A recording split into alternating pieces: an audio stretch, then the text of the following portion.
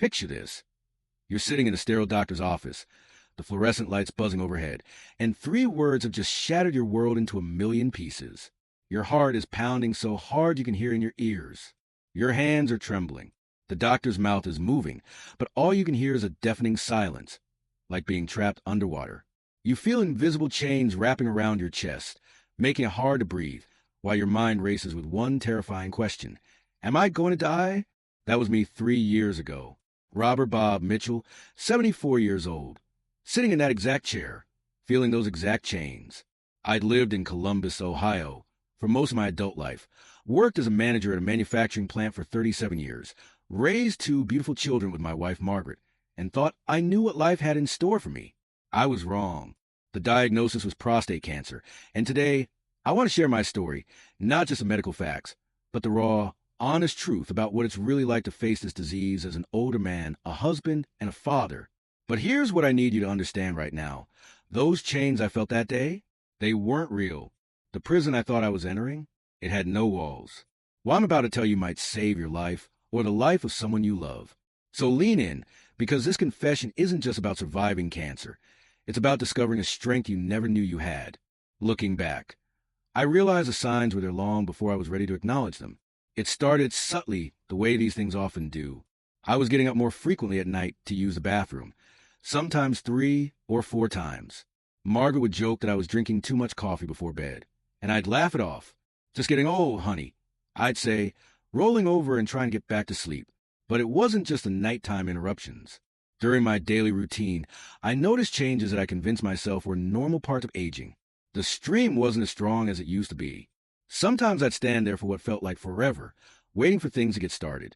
Other times, I'd finish and walk away, only to feel like I still needed to go. There was a constant feeling of incomplete emptying, like my bladder was never quite satisfied. The most concerning symptom, though I didn't recognize it as such at the time, was the urgency. I'd be driving home from a hardware store on Saturday mornings, a ritual I'd maintained for decades, and suddenly feel an overwhelming need to find a restroom. This wasn't the gradual awareness that most people experience. It was immediate and demanding. I started mapping out every gas station and McDonald's between my house and wherever I was going. What I didn't know then was that these symptoms, frequent urination, weak stream, urgency, and the feeling of incomplete bladder emptying, are classic signs of prostate problems. The prostate is a walnut-sized gland that sits below the bladder and surrounds the urethra, the tube that carries urine from the bladder out of the body. When the prostate enlarges or develops cancer, it can press against the urethra and cause these urinary symptoms. Like many men of my generation, I was raised with the belief that you push through discomfort, that complaining about aches and pains was a sign of weakness. My father worked in the steel mills in Pittsburgh, and he never missed a day of work for illness that I can remember. That mindset was passed down to me, and unfortunately, I passed elements of it to my own children. For months, I dismissed the symptoms. It's just part of getting older, I told myself repeatedly. Margaret suggested I see Dr. Henderson, our family physician, but I waved her off. I'm fine, honey. Just need to cut back on the evening coffee. This went on for nearly a year. A full year of increasing discomfort that I stubbornly refused to address. The wake-up call came during our annual family reunion in Gatlinburg, Tennessee. We'd rented a cabin in the mountains, a tradition we'd maintained for 15 years. Our daughter Sarah was there with her husband and 2 kids, and our son Michael had driven down from Chicago with his family. It should have been a perfect week of hiking, fishing, and barbecuing. Instead, I spent most of the time anxiously calculating the distance to the nearest bathroom. During a family hike to Cataract Falls, I had to turn back 3 times. While everyone else was enjoying the scenic overlook, I was in a panic about finding facilities. The embarrassment was crushing. Here I was, the patriarch of the family, the one who taught these kids to fish and throw a baseball, and I couldn't even complete a simple hiking trail without multiple bathroom breaks. That night, as Margaret and I sat on the cabin's porch watching the sunset over the Smoky Mountains, she gently took my hand. "Bob," she said, "I know you don't want to hear this, but something's not right. This isn't normal aging. Please, for me, for our kids, for our grandchildren, see the doctor when we get home." Dr. Henderson had been our family physician for over 20 years. He delivered both our children, seen us through Margaret's battle with breast cancer 15 years earlier, and had become more friend than doctor over the decades. When I finally made the appointment, I was hoping he confirmed my suspicions that this was just normal aging. "Bob," He said after I described my symptoms, I need to do a digital rectal exam and order some blood work. What you're describing could be benign prostatic hyperplasia, an enlarged prostate, but we need to rule out cancer. The word cancer hit me like a physical blow. I'd been so focused on the inconvenience of my symptoms that I hadn't seriously considered they might be signs of something life-threatening. Suddenly, the examination room felt smaller, the air thinner. The digital rectal exam was uncomfortable and embarrassing, but Dr. Henderson was professional and quick. I can feel some enlargement, he said, and there's an area that feels a bit firmer than I'd like. We'll need to get your PSA levels checked and probably schedule you for a biopsy. PSA stands for prostate-specific antigen, a protein produced by the prostate gland. Elevated PSA levels can indicate prostate cancer, though they can also be caused by other conditions like infection or benign enlargement. My PSA came back at 8.2 nanograms per milliliter. Normal levels for men my age should be below 4.0 nanograms per milliliter. The biopsy was scheduled for the following week. Those 7 days were the longest of my life. I couldn't concentrate on anything. I'd start projects around the house and abandon them halfway through. Margaret caught me staring into space more than once, and I could see the worry in her eyes. We'd been through cancer before with her breast cancer diagnosis, but somehow this felt different. Maybe because I was the one facing the unknown this time. The prostate biopsy is not a pleasant procedure, but it's essential for diagnosis. Using ultrasound guidance, the urologist takes small tissue samples from different areas of the prostate. I was awake during the procedure, which took about 20 minutes. The sound of the biopsy gun, a sharp, snapping noise, is something I'll never forget. Each sample felt like a quick pinch, but the psychological impact was much worse than the physical discomfort.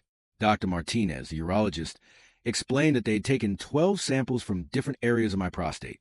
We'll have results in about a week, he said. Try not to worry too much. Even if it is cancer, prostate cancer is often very treatable, especially when caught early. That week of waiting was torture. I found myself Googling prostate cancer statistics at 2 a.m., reading survival rates and treatment options until Margaret would find me and gently close the laptop. "Bob," she'd say, "we don't even know what we're dealing with yet. Let's wait for the facts." The call came on a Tuesday morning. I was in the garage, pretending to organize my tools, but really just trying to keep my hands busy. Margaret answered the phone and called me inside. I could tell from her expression that it wasn't good news. "Mr. Mitchell," Dr. Martinez said, "I'm afraid the biopsy confirmed prostate cancer. The good news is that it appears to be contained within the prostate, and your Gleason score is 6, which indicates a relatively slow-growing cancer." The Gleason score is a grading system that helps predict how aggressive the cancer is. Scores range from 6 to 10, with 6 being the least aggressive and 10 being the most aggressive. A score of 6 meant my cancer was likely to grow slowly and might not require immediate aggressive treatment. "We have several treatment options," Dr. Martinez continued. "Given your age and the characteristics of your cancer, we could consider active surveillance, radiation therapy, or surgical removal of the prostate. I'd like you to come in next week so we can discuss these options in detail." After hanging up, Margaret and I sat in our kitchen, the same kitchen where we'd shared morning coffee for 32 years, where we'd helped our kids with homework, where we'd celebrated promotions and mourned losses. The familiar surroundings felt surreal in the context of this life-changing news.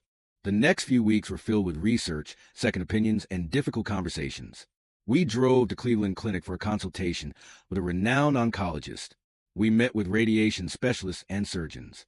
Each doctor had slightly different recommendations, and the abundance of information was overwhelming. Active surveillance, also called watchful waiting, involves monitoring the cancer closely with regular PSA tests, biopsies, and imaging studies. This approach is often recommended for older men with slow-growing cancers because the cancer may never progress to a point where it threatens their life. Radiation therapy uses high-energy beams to kill cancer cells. It can be delivered externally or through small radioactive seeds implanted directly into the prostate. The side effects can include fatigue, urinary problems, and sexual dysfunction. Surgical removal of the prostate, called radical prostatectomy, involves removing the entire prostate gland and some surrounding tissue. While it offers the best chance of completely removing the cancer, it carries risks of incontinence and erectile dysfunction. At 71, I was facing a decision that would affect the rest of my life. Do I choose the most aggressive treatment to maximize my chances of survival, knowing it might significantly impact my quality of life? Or do I opt for a more conservative approach and live with the anxiety of knowing cancer cells are still in my body? Margaret and I spent hours discussing our options. We talked to our children, sought advice from friends who'd faced similar decisions, and prayed for guidance. Ultimately, we decided on a combination approach: external beam radiation therapy followed by hormone therapy to help prevent the cancer from returning. Radiation therapy began on a cold February morning in Cleveland. The treatment center was a sprawling complex with a cancer wing that seemed to stretch forever. Walking through those halls for the first time, seeing other patients in various stages of treatment, was both sobering and inspiring. Here were people of all ages fighting battles similar to mine, some winning, some losing, all showing remarkable courage. The radiation treatments themselves were surprisingly quick, about 15 minutes each. The hardest part was lying perfectly still while the machine hummed around me. I'd stare at the ceiling tiles and think about everything and nothing. Some days, I'd mentally review my life: our wedding day in 1975, the births of our children, family vacations to the Grand Canyon and Yellowstone. Other days, I'd plan future projects, imagining the vegetable garden I wanted to expand or the deck I wanted to build. The side effects started gradually. Fatigue was the most noticeable. Not the tiredness you feel after a long day of work, but a bone-deep exhaustion that sleep didn't seem to cure. I'd wake up in the morning feeling like I'd already worked a full day. Simple tasks like mowing the lawn or carrying groceries became monumental efforts. The urinary symptoms, ironically, got worse before they got better. The radiation caused inflammation in the bladder and urethra, making the urgency and frequency even more pronounced. I started carrying a small cushion with me everywhere, because sitting for long periods became uncomfortable. Car trips longer than 30 minutes required careful planning around rest stops. Perhaps the most challenging aspect was the psychological toll. Despite the support of family and friends, there were moments of profound loneliness. Cancer has a way of making you feel isolated, even in a room full of people who love you. There were nights when I'd lie awake wondering if I'd see another Christmas, another grandchild's birthday, another anniversary with Margaret. 3 years later, I'm here to tell you that I survived. My PSA levels have remained undetectable for 18 months, and my doctors are optimistic about my long-term prognosis. But surviving cancer isn't just about the medical outcome. It's about what you learn about yourself, your relationships, and what really matters in life. The first piece of wisdom I want to share is about the power of acceptance. For months, I fought against my diagnosis, angry at my body for betraying me, frustrated with the inconvenience of treatment. It wasn't until I accepted that this was my reality, not something happening to me, but something I was living through, that I found peace. 3 years later, I'm here to tell you that I survived. My PSA levels have remained undetectable for 18 months, and my doctors are optimistic about my long-term prognosis. But surviving cancer isn't just about the medical outcome. It's about what you learn about yourself, your relationships, and what really matters in life. The first piece of wisdom I want to share is about the power of acceptance. For months, I fought against my diagnosis, angry at my body for betraying me, frustrated with the inconvenience of treatment. It wasn't until I accepted that this was my reality, not something happening to me, but something I was living through, that I found peace. Acceptance doesn't mean giving up or being passive. It means acknowledging the situation as it is and focusing your energy on what you can control. I couldn't control the fact that I had cancer, but I could control how I responded to treatment, how I cared for my body, and how I chose to spend my time and emotional energy. The second lesson was about vulnerability and asking for help. As a man who'd spent 71 years being a provider, the problem solver, the one others turned to for support, admitting that I needed help was incredibly difficult. But cancer taught me that accepting help isn't a sign of weakness. It's a recognition of our shared humanity. Margaret became my primary caregiver, driving me to appointments, managing my medications, and providing emotional support. Our children stepped up in ways that surprised and humbled me. Sarah, who lives in Cincinnati, came over every weekend to help with household tasks. Michael called every few days to check on me, and often brought dinner when he sensed Margaret was overwhelmed. Friends from church organized a meal train, ensuring we had home-cooked dinners during the worst weeks of treatment. Neighbors offered to help with yard work and house maintenance. The outpouring of support was overwhelming in the best possible way. I realized that by allowing others to help me, I was giving them the opportunity to express their love and concern. It was a gift to them as much as it was to me. The third piece of wisdom concerns the importance of maintaining hope while acknowledging fear. There were dark moments during my treatment when I was genuinely terrified. Fear of death, fear of becoming a burden, fear of losing my independence. These fears were real and valid, but I learned that hope and fear can coexist. Acknowledging my fears didn't diminish my hope. It made my hope more precious and intentional. I found hope in small things. A good day when I felt strong enough to work in the garden, a clean PSA test result, a grandchild's laugh during a phone call. Hope isn't always about grand gestures or dramatic turnarounds. Sometimes it's about finding light in ordinary moments. The pressure of dealing with cancer isn't just medical. It's financial, emotional, and social.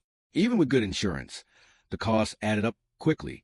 Co-pays for specialist visits, prescription medications, and unexpected expenses like special dietary supplements and comfort items created financial stress at a time when I was already unable to work full-time.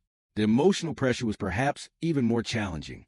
I felt pressure to stay positive for Margaret's sake, to be strong for our children, to maintain normalcy for our grandchildren. But there were days when I didn't feel positive or strong. There were days when I was scared, angry, and sad. Learning to be honest about these feelings while still being supportive to my family required a delicate balance. The social pressure was unexpected, but real. Some people didn't know how to talk to me after my diagnosis.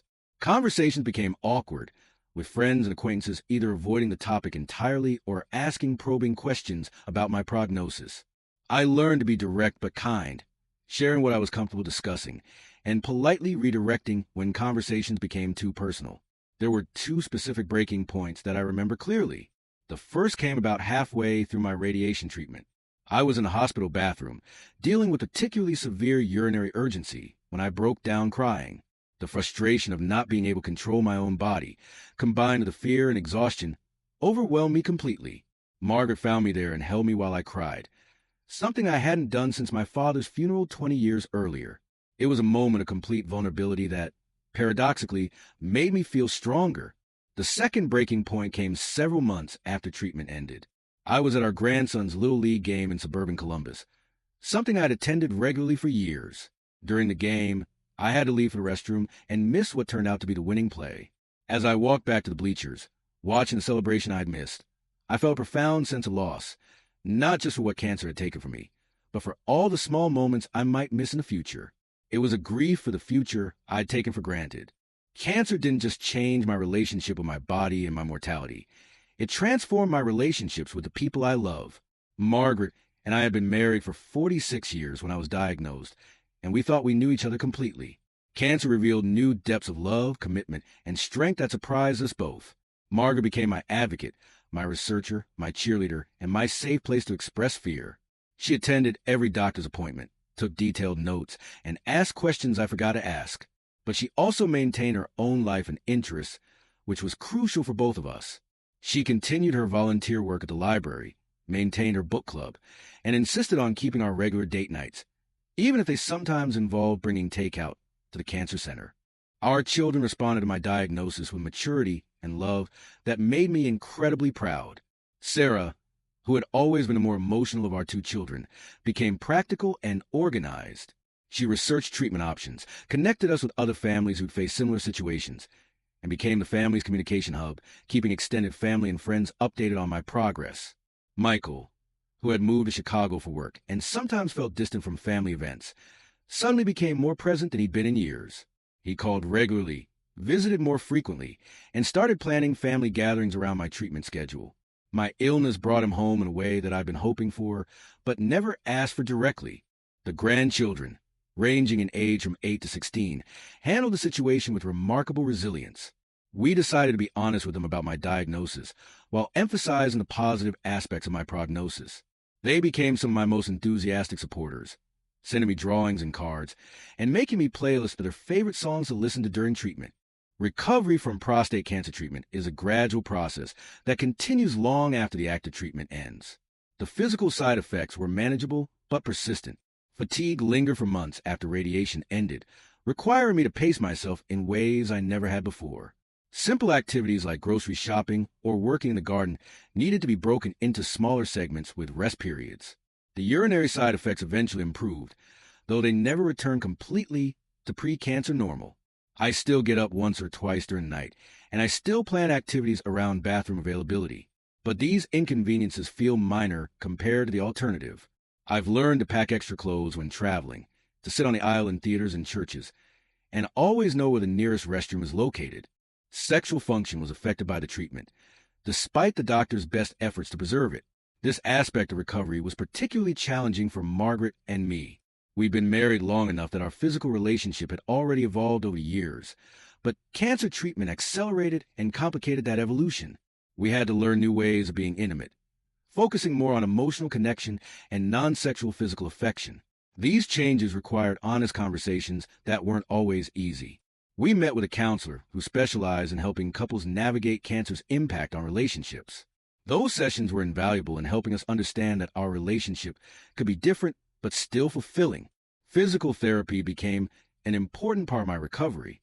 The radiation had affected my core strength and flexibility, and I worked with physical therapists to regain function and prevent long-term complications. Exercise became not just about physical health, but about reclaiming my body after cancer treatment.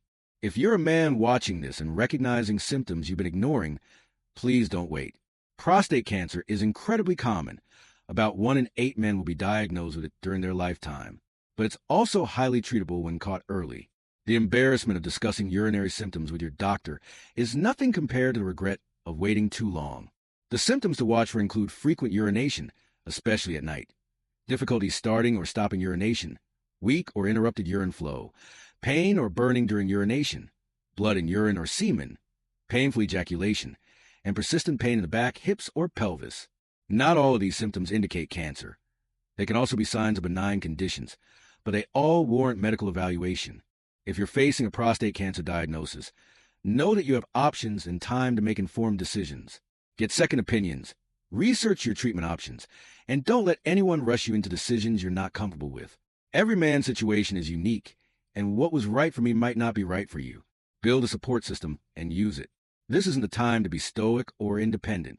Cancer is a team sport, and you need teammates. Let your family help you, accept assistance from friends, and consider joining a support group. The men I met in my cancer support group became some of my closest friends. We understood each other's fears and challenges in ways that others, no matter how well-meaning, couldn't. Take care of your mental health as seriously as your physical health.